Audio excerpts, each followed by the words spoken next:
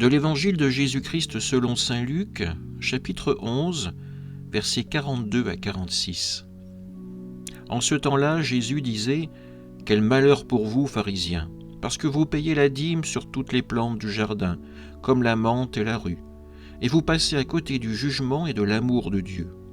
Ceci, il fallait l'observer sans abandonner cela. Quel malheur pour vous, pharisiens, parce que vous aimez le premier siège dans les synagogues et les salutations sur les places publiques. Quel malheur pour vous, parce que vous êtes comme ces tombeaux qu'on ne voit pas et sur lesquels on marche sans le savoir. » Alors un docteur de la loi prit la parole et lui dit « Maître, en parlant ainsi, c'est nous aussi que tu insultes. » Jésus reprit « Vous aussi, les docteurs de la loi, malheureux êtes-vous, parce que vous chargez les gens de fardeaux impossibles à porter, et vous-même, vous ne touchez même pas ces fardeaux d'un seul doigt. » Acclamons la parole de Dieu. L'évangile de ce jour nous secoue par la franchise de Jésus face aux pharisiens ainsi qu'aux docteurs de la loi.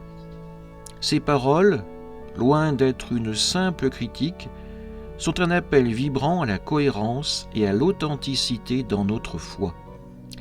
Jésus dénonce l'hypocrisie des pharisiens. Il s'attache à des détails, comme payer la dîme sur la menthe et la rue, mais il néglige l'essentiel, le jugement, c'est-à-dire l'injustice et l'amour de Dieu. Il recherche les honneurs, les premiers sièges, les salutations publiques, mais leur cœur est loin de la vérité. Pire, ils sont comme des tombeaux invisibles. Leur apparente sainteté cache une vie spirituellement morte qui peut même égarer les autres. Les docteurs de la loi, piqués par ces paroles, se sentent visés. Jésus leur répond sans détour. Ils imposent des règles écrasantes au peuple sans jamais les porter eux-mêmes. Ce reproche nous interpelle à notre tour. Sommes-nous des guides authentiques ou des donneurs de leçons ? Notre foi se traduit-elle en justice et en amour ou se perd-elle dans des pratiques vides ? Aujourd'hui, Jésus nous invite à examiner notre cœur.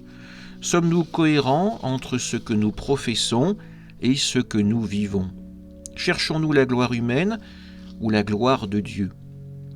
Que notre foi soit vivante, portée par l'amour et la justice, pour devenir, enfin, des témoins crédibles de l'Évangile. Demandons la grâce de vivre avec sincérité, avec humilité, avec l'amour de Dieu.